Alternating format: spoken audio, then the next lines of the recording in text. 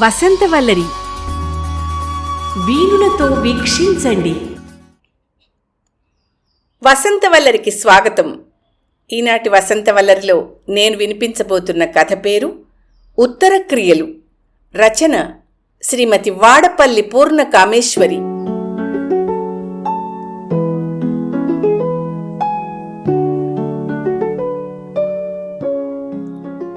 చీకటి తెరలను చీల్చుకుంటూ దరికి చేరుతున్నాయి రవికిరణాలు. కొత్త చిగుళ్ళు మరో రోజుకు నాంది పలుకుతూ సూర్యతేజంతో ఊపిరి పోసుకుంటున్నాయి. రాత్రి తెల్లవార్లు డ్రైవ్ చేస్తూనే ఉన్నాడు రాజా. అలసటతో బరువెక్కిన కళ్లను నులుముకుంటూ వెలుపలికి చూశాడు. కారుని స్లో చేస్తూ కిటికీ అద్దాన్ని దించి బయటికి చూశాడు. హైవేలో మరికొంత దూరం వెళ్ళాక ఎదరగా నిడదవోలు అని రాసున్న ఆకుపచ్చ బోర్డు కనపడింది. తన గమ్యానికి దగ్గరగా వచ్చినట్టు ఆ బోర్డును చూసి తెలిసింది.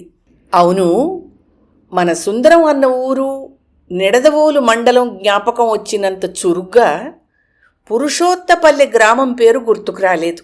మరికొంత దూరం వెళుతుండగా పురుషోత్తపల్లెకు కుడివైపు చూపుతూ మరో గ్రామానికి ఎడమవైపు చూపుతూ గురుతులున్న బోర్డు కనిపించింది.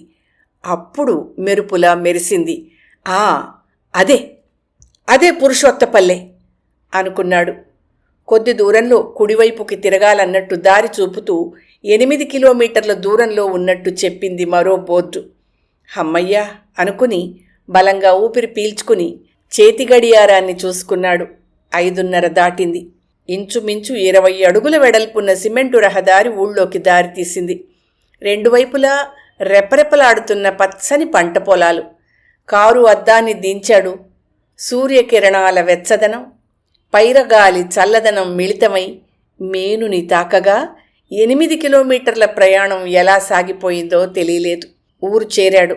సిమెంటు రోడ్డు ముగిసి కంకర్ రోడ్డు గుండా ముందుకు వెళ్ళగా 4 చిన్న చిన్న దారుల కూడలి కనిపించింది. పక్కనే ఓ రావి చెట్టు, దాని చుట్టూ చపటా చేసిన అరుగు, దానికి కుడివైపుగా ఓ చిన్న టీ కొట్టు, దాని పక్కనే మరో 2-3 దుకాణాలు కనిపించాయి. అవి దాటి కొద్ది దూరంలో ఇళ్ల వరసలు. ఇంకా ఊరు పూర్తిగా మేల్కోలేదు. కారు దిగి ఒళ్ళు విరుచుకుని ఓ టీ అడిగి చుట్టూ పరికించి చూస్తూ వేడి టీ తాగాడు రాజా. పొరుగురు నుంచి వచ్చినట్టున్నారు, ఇడ్లీ పెసరట్టున్నాయండి, ఏమైనా ఇమ్మంటారా బాబో అడిగాడు టీ దుకాణం వాడు. మరేమీ వద్దని చెప్తూ టీకి డబ్బులిస్తూ ఇక్కడ సోమయాజులు గారి ఇల్లెక్కడా అడిగాడు రాజా. ఓ, మీరు 6 తాలూకా పరామర్శకొచ్చారన్నమాట. పరామర్శ ఏమిటి ఆశ్చర్యంగా అడిగాడు రాజా. పొరుగురు నుంచి వస్తే అందుకేనేమోననుకున్నాను. మీకు తెలీదా బాబో, 6 నిన్న సాయంకాలమే కాలం చేశారు. పట్నం నుండి రావాల్సిన కొడుకు కోసం ఇంకా అంతా ఆగారు బాబు. ఎంతో నిష్టగా ఉండేవారు పాపం. అబ్బాయి గారు రాగానే ఆయన చేతుల మీదుగా అంత్యక్రియల కార్యక్రమం కానిచ్చేస్తారు. మరో ఘోర వార్త విన్న రాజాకి కాసేపు నోట మాట రాలేదు. కంగారును దాచుకుంటూనే వారిల్లెక్కడో చెప్తారా గద్గద స్వరంతో అడిగాడు. అదిగోండి అల్లక్కడ ఆ రిక్షా ఉంది చూసారా, అక్కడే.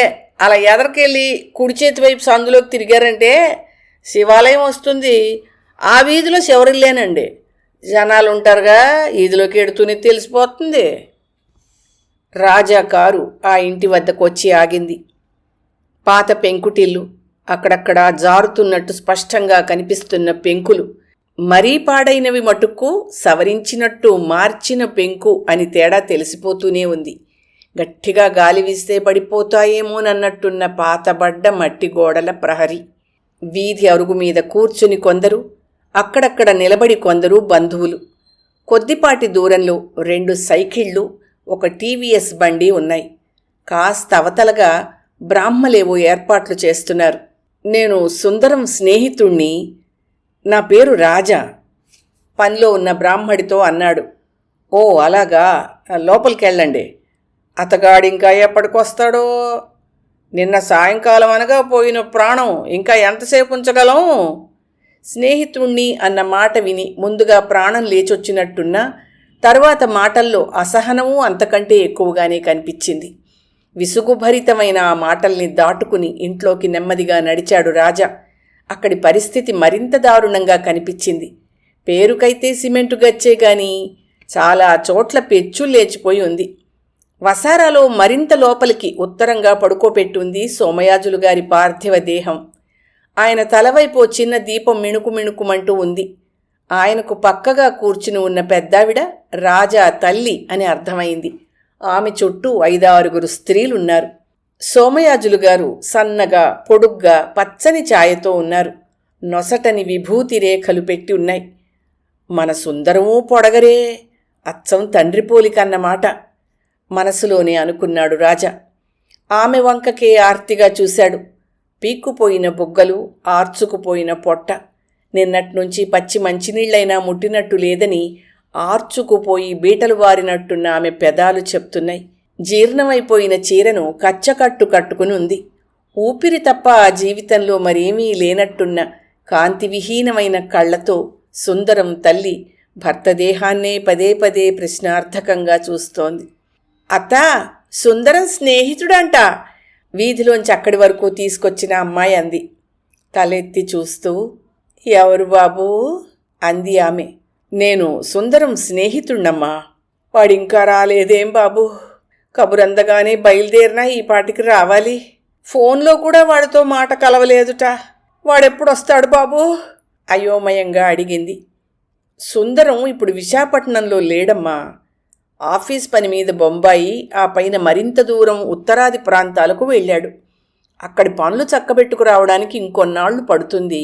ఆ ఊళ్ళల్లో సిగ్నల్స్ సరిగ్గా లేక ఫోన్ అందలేదు, అంచేతే నేనొచ్చాను అన్నాడు రాజా. ఉన్నపళంగా కల్పితాలను అనర్గళంగా మాట్లాడగలగడంలో తన సామర్థ్యాన్ని కొత్తగా చూసుకుని తనపై తనకే ఆశ్చర్యం కలిగింది రాజాకి. కాస్త నా తోటొస్తావా బాబూ? బేలగా అడిగింది సుందరం తల్లి. ఇంటి వెలుపలి సందులోకి తీసుకెళ్ళింది. వసారాకు పిట్టగోడకు మధ్యన నిలబడింది. రాలిన ఎండుటాకులు, చిన్న చిన్న మొక్కలు కనిపించాయి ఆ సన్నటి సందులో. మరే, వాడి గురించి తెలుసంటున్నావు కదా, మా కుటుంబ పరిస్థితిని గురించి కూడా చెప్పాడా బాబు నీకు? ఇక్కడ మాకున్న అప్పులు 2-3 నెలల్లో తీర్చేసి మమ్మల్ని తనతో పట్టణానికి తీసుకెళ్తానంటూ ఉండేవాడు. పాపం, అక్కడ వాడెంతో కష్టపడుతున్నా కడుపు కట్టుకునైనా సరే మాకు డబ్బు పంపేవాడు. కానీ ఇప్పుడు ఏమి ఇబ్బందుల్లో ఉన్నాడో ఏమిటో, 2 నెలలుగా డబ్బు కూడా పంపలేకపోతున్నాడు బాబు. ఆయనకి ఒంట్లో బాగోక ఇంట్లో అవస్థగానే ఉంటోంది. మొన్నటిదాకా చేతిలో ఉన్న డబ్బుతోనే మందు మాకు కొనేదాన్ని. డబ్బు ఖర్చు అయింది, మాట దక్కలేదు. ఇప్పుడు చేతిలో చిల్లిగవ్వ కూడా లేదు బాబు. ఈ కార్యక్రమం ఎలా గట్టెక్కుతుందో బోధపడట్లేదు. చీర చెంగుతో కళ్ళొత్తుకుంటూ బాధపడింది కామాక్షి. అయ్యో, మీరు బాధపడకండమ్మా. వారికి చేయవలసిందంతా నేను చేస్తాను. నేను వచ్చింది అందుకే. ఖర్చు గురించి మీరు అస్సలు ఆలోచించొద్దు. జరగవలసిన కార్యక్రమాలన్నీ పద్ధతి ప్రకారం సక్రమంగా జరిపిద్దాం. సుందరం రావడం కోసం కూడా ఆగవద్దు. నేను దగ్గరుండి అన్నీ జరిపిస్తాను. మీరు బెంగపడకండి. కామాక్షమ్మ భుజం చుట్టూ చెయ్యి వేసి ఆత్మీయంగా చెప్పాడు రాజా.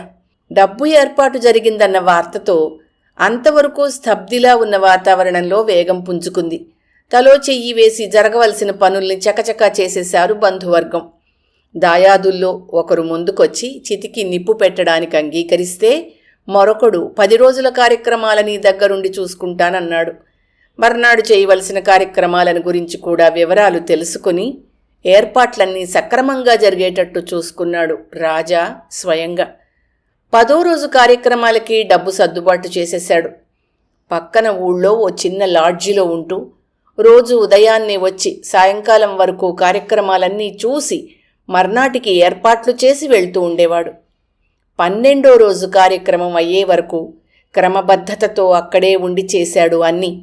చేతనైనంత సహకారం అందించి 12వ రోజు అయ్యాక బంధువర్గమంతా ఎక్కడివారక్కడికి వెళ్ళిపోయారు. అమ్మా, కార్యక్రమాలన్నీ సంప్రదాయం ప్రకారం సంతృప్తికరంగా జరిగాయా? ఏ లోటు జరగలేదు కదా అడిగాడు రాజా. కామాక్షమ్మ కళ్ళు చిప్పరిల్లాయి. సుందరం రాలేదు, నువ్వెవరివో కూడా తెలీదు. దిక్కుతోచని స్థితిలో చేతిలో చిల్లి గవ్వలేనప్పుడు స్నేహితుణ్ణంటూ వచ్చి దైవమై నిలిచావు బాబు. ఏ జన్మబంధమో గాని పచ్చి మంచినీళ్ళైనా ముట్టని నువ్వు అన్ని పనులు నెత్తినేసుకుని చేశావు. సుందరమే వచ్చినా కూడా ఇంత సంతృప్తికరంగా కార్యక్రమాలు జరిగేవని నేను అనుకోను. చిన్నవాడివి కనుక చేతులెత్తి నమస్కరించలేకపోతున్నాను నాయనా. నిన్ను, నీ కుటుంబాన్ని ఆ దేవుడు చల్లగా చూడాలి బాబూ. అమ్మా, నేను మాత్రం మీ బిడ్డను కాదా? మీ బిడ్డని అన్నాక సుందరం స్థానంలో నిలబడి అన్ని పనులు చేసే హక్కు నాకు లేదా అమ్మా? ఆమె 2 చేతుల్ని పట్టుకుని అన్నాడు. అమ్మా, ఇంకా మీరొక్కరు ఇక్కడుండి ఏం చేస్తారమ్మా? నాతో విశాఖపట్నానికి రావచ్చు కదా? ఏం సమాధానం వస్తుందో తెలియకపోయినా ఆర్తిగా అడిగాడు. అవును బాబూ, 2 నెలల క్రితమే ఇంటి వాళ్ళు ఇల్లు ఖాళీ చేయమన్నారు. సుందరం వచ్చే వరకు మీ ఇంట్లో ఓ మూలనుండనిస్తే మొహమాటంతో మాట చిన్నగా వచ్చింది. మా ఇంట్లోనా? ఆశ్చర్యంగా అడిగాడు రాజా. కొన్నాళ్లేగా బాబు, అబ్బాయి వచ్చే వరకు నాకు చిన్న గదిస్తే చాలు. అప్పడాలనో వడియాలనో పెట్టి అమ్మి నా పొట్ట పోసుకునేంత సంపాదించుకుంటూ ఉంటానులే. పట్టణాల్లో వాటికి మంచి డబ్బు వస్తుందని విన్నానమ్మా. నీకు భారం అవన్లే బాబూ. చేతులెత్తి అర్థించినంత పనిచేసింది. ఈ వయసులో మీరు కష్టం చేసుకోవడం ఏమిటమ్మా? అలా ఎందుకు? మీ సౌకర్యానికి తగ్గట్టుగా మిమ్మల్ని నేను ఒక మంచి హోంలో చేరుస్తాను భరోసా ఇస్తున్నట్టు అన్నాడు రాజా.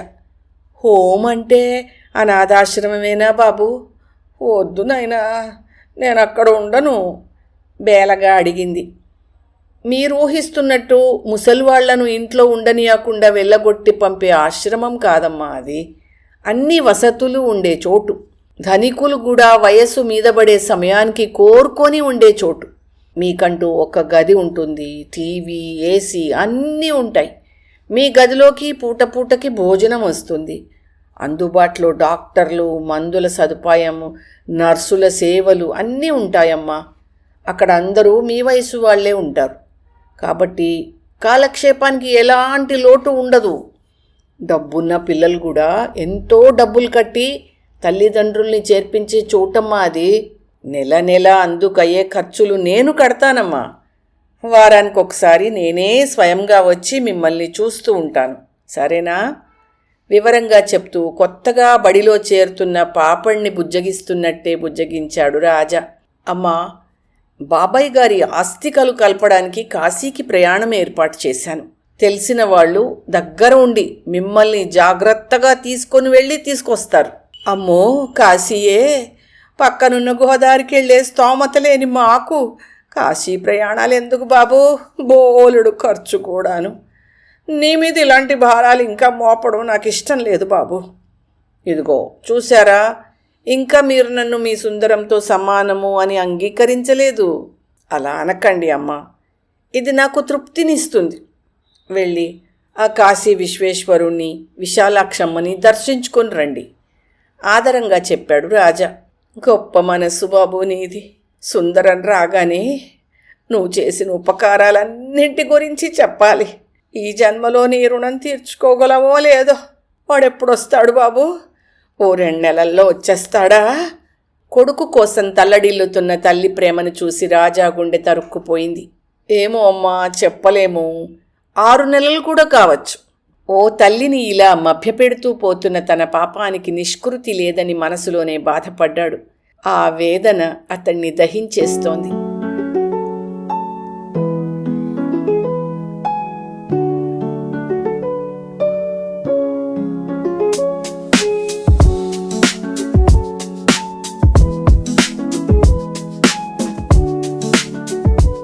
ఆనందం 1000 ఎకరాల స్థలంలో నెలకొన్న ఆశ్రమం అది. చల్లని వాతావరణం, చక్కటి వసతి ఏర్పాట్లు, చిరుగాలికి రెపరెపలాడుతూ పలకరిస్తున్న తోటలోని పూబాలలు, అక్కడక్కడా అరుగులపై కూర్చున్న సమవయస్కులు. ఆశ్చర్యంగా చూస్తున్న కామాక్షమ్మకు పురుషోత్తపల్లిలోని తన ఇల్లు ఒక్కసారి గుర్తుకొచ్చింది. నా కోసం ఎంతో చేస్తున్నావు నాయనా, బదులుగా నేను నీకు ఆశీస్సులు తప్ప మరేమీ ఇవ్వలేని అశక్తురాలిని. ఇంతటి గొప్ప మనసున్నవాణ్ణి కన్న తల్లిదండ్రులకి 2 చేతులు జోడించి నమస్కరించడం తప్ప నేను నీకు చేయగలిగింది ఏమీ లేదు. 1000 ఏళ్లకి కుటుంబంతో పిల్లా పాపలతో చల్లగా ఉండాలి బాబు. రాజా తలని నిమురుతూ ఆశీర్వదించింది. సరేనమ్మా, ఇక బయలుదేరతాను. వారానికొకసారి తప్పక వచ్చిపోతూ ఉంటాను. ఈలోపు మీకు ఏం అవసరం వచ్చినా ఆఫీస్లో చెప్తే నాకు వెంటనే ఫోన్లో వాళ్ళు చెప్తారు. రమ్మన్న వెంటనే రాగలను. అందుకోసం మీరు బెంగ పెట్టుకోకుండా ఉండగలరు కదా. చెప్తున్నాడన్న మాటే కానీ రాజా కళ్ళల్లో గిర్రున తిరిగిన నీరు ఆమె చూపును దాటిపోలేదు. నిక్షేపంలా ఉంటాను బాబూ, నువ్వు నా గురించి ఆలోచిస్తూ ఉండకు, ధైర్యం ప్రదర్శించింది కామాక్షమ్మ. అమ్మా, ఆఫీస్లో వివరాలు ఇచ్చి రిజిస్టర్స్లో సంతకాలు చెయ్యాలి. ఆ పనులన్నీ చూడాలి. నేను ఇంక వెళ్ళిరానా అమ్మా? దుఃఖాన్ని ఆమె కంటపడనివ్వకుండా ఉండే ప్రయత్నం మాత్రమే చేయగలిగాడు రాజా. సార్, ఇక్కడ దరఖాస్తు ఫామ్ ఒకటి నింపాలి సార్.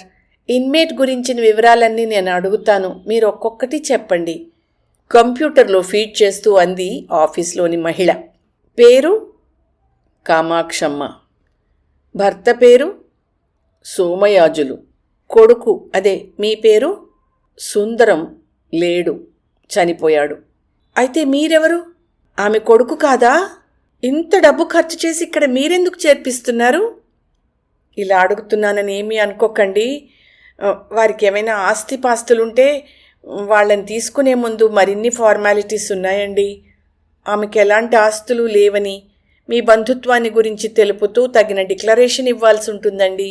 రేపటి రోజున లీగల్ సమస్యలు రాకుండా ఇలాంటి జాగ్రత్తలు తీసుకోవడం అవసరం. తప్పుగా అనుకోకండి సార్. ఆవిడ మీకు కావలసిన వాళ్ళ అండి? అడిగింది.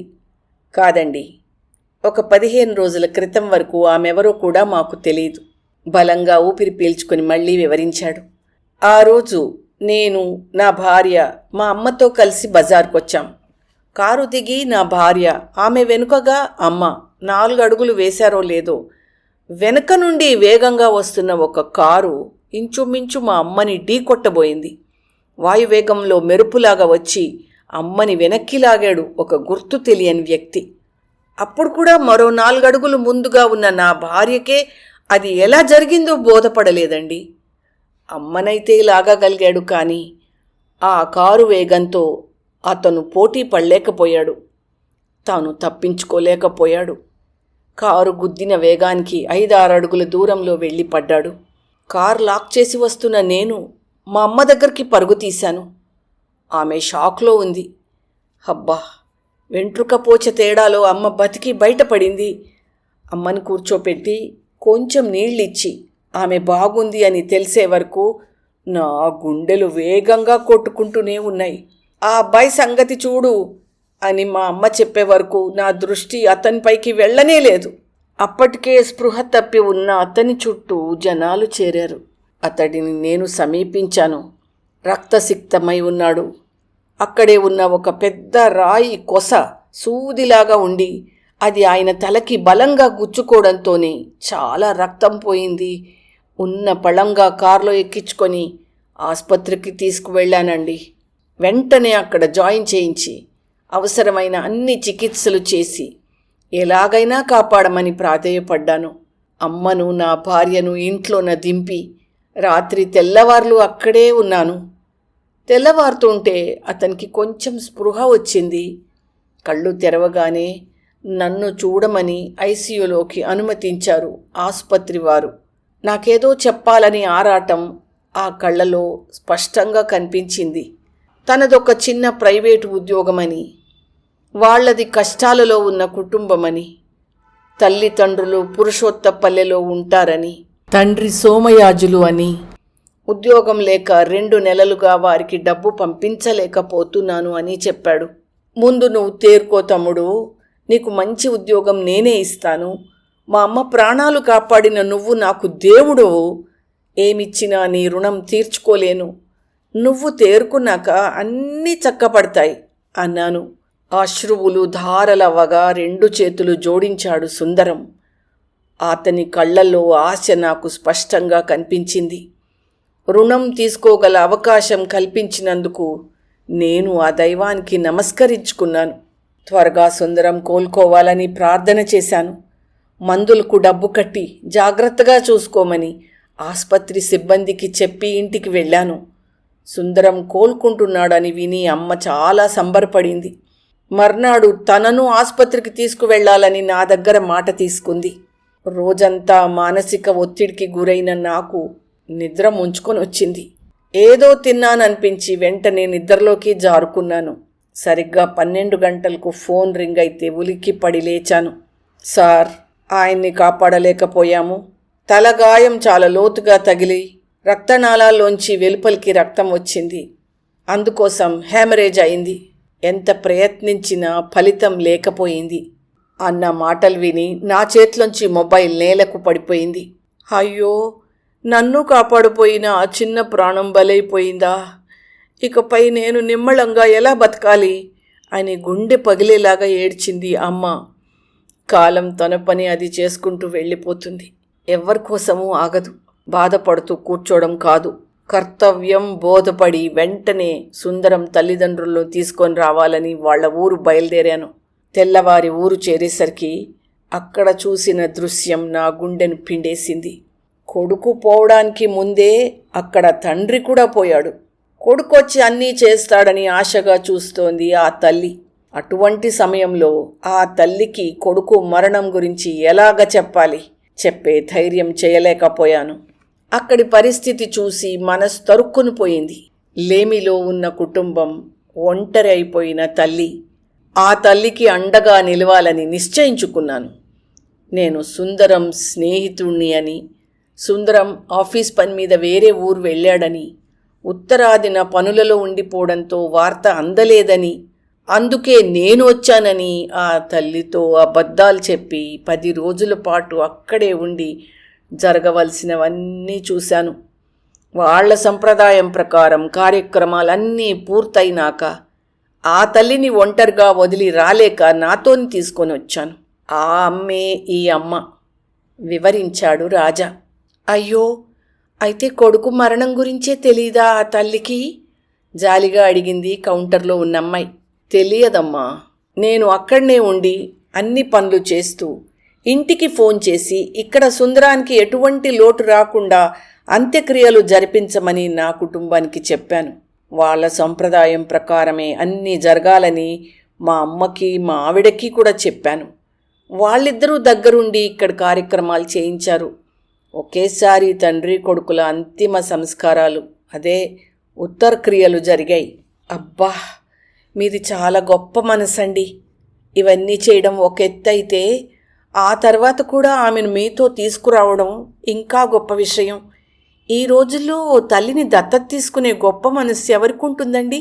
ఇక్కడ మీ పేరు చిరునామా రాసి సంతకం చేయండి సార్ అంది ఆమె. రాజా తన పేరు రాశాడు. ఇదేంటండి, మీ పేరు రాజా మొహమ్మద్ ఇక్బాల్ అని రాశారు. మీరు మహమ్మదీయులా? అవును. ఓ, మీరేమో మహమ్మదీయులు, వాళ్ళు బ్రాహ్మణులని ఆమె చీరకట్టుతోనే తెలుస్తోంది. మీరెలా వారిని అమ్మా అంటూ ఆమెను చూసుకుంటూ పరిచర్యలు చేస్తున్నారు? ఆ రోజు మెరుపులా వచ్చి మా అమ్మను కాపాడాడు సుందరం. అప్పుడు ఏం మతమని తెలిసి అలాగ చేశాడు? జాతి మతాలు చూసి ప్రాణం మీదకు తెచ్చుకొని మరీ ప్రాణం పోశాడా? చావు బతుకులతో పోరాడుతూ ఉండి కూడా ఆస్పత్రిలో కళ్ళు తెరవగానే అతను నన్ను చూసి అడిగిన మొదటి ప్రశ్న ఏమిటో మీకు తెలుసా? అమ్మ ఎలా ఉన్నారు అని. వారి సంప్రదాయాలను గౌరవించి రేపు ఆ తల్లి మనస్సులో ఎటువంటి క్లేశము ఉండకూడదనే తప్ప, లేకపోతే ఆమె కొడుకునై నేనే ఆ తండ్రికి ఉత్తరక్రియలు చేసేవాణ్ణి.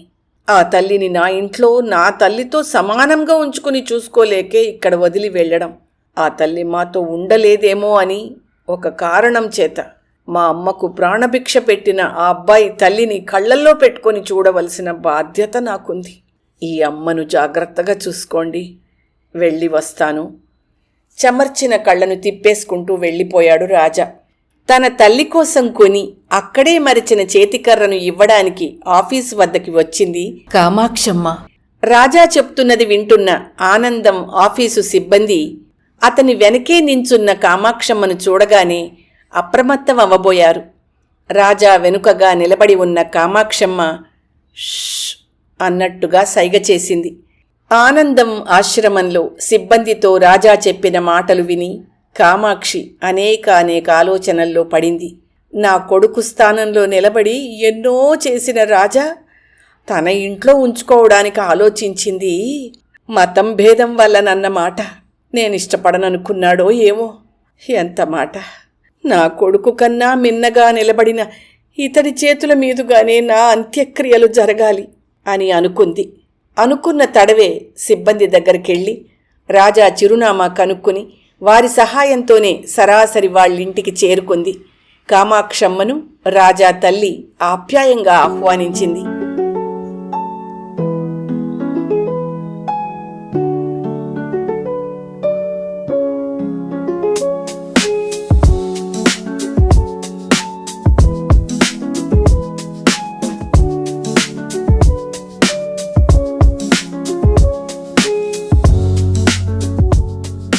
డైనింగ్ టేబుల్పై పలహారం వడ్డిస్తున్న అమ్మ పక్కనే నిలబడి మరొక్కటి వేసుకో బాబూ అంటూ వడ్డిస్తున్న కామాక్షమ్మను చూసి స్థాణువైపోయాడు రాజా.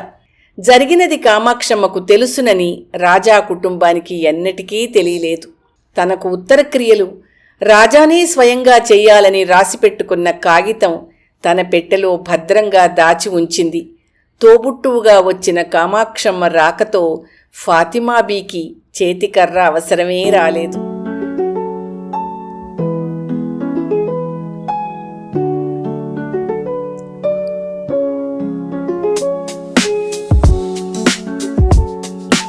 వసంతవల్లరిలో ప్రముఖ కథా రచయిత్రి శ్రీమతి వాడపల్లి పూర్ణకామేశ్వరి గారి రచన ఉత్తర క్రియలు విన్నారు. ఈ కథ నవరసాల అంతర్జాల వారపత్రిక ఉషాలో 18 మార్చి 2025 నాడు ప్రచురింపబడింది. వసంతవల్లరిలో ఇవాల్టి కార్యక్రమం మీకు నచ్చిందని ఆశిస్తున్నాను. అందుకే లైక్ చేసి మీ మిత్రులకు బంధువులకు లింక్ను షేర్ చేసి మీ అమూల్యమైన అభిప్రాయాన్ని నాకు కామెంట్ బాక్స్లో తెలియచేయమని, వసంతవల్లరికి సబ్స్క్రైబ్ చేయమని విన్నవించుకుంటూ మీ వసంతలక్ష్మి అయ్యగారికి సెలవు. మరి థ్యాంక్ యూ. వసంతవల్లరి మిత్రులు, శ్రేయోభిలాషులు, వీక్షకులు, శ్రోతలు అందరికీ ఒక విజ్ఞప్తి. గతంలో లాగానే ఎప్పటికప్పుడు నా కథలను విని స్పందన తెలియచేయమని కోరుతూ, నేను చదివిన కథ మీకు బాగా నచ్చినట్టయితే తప్పకుండా హైప్ ఆప్షన్ నొక్కి నన్ను ప్రోత్సహిస్తారు కదూ.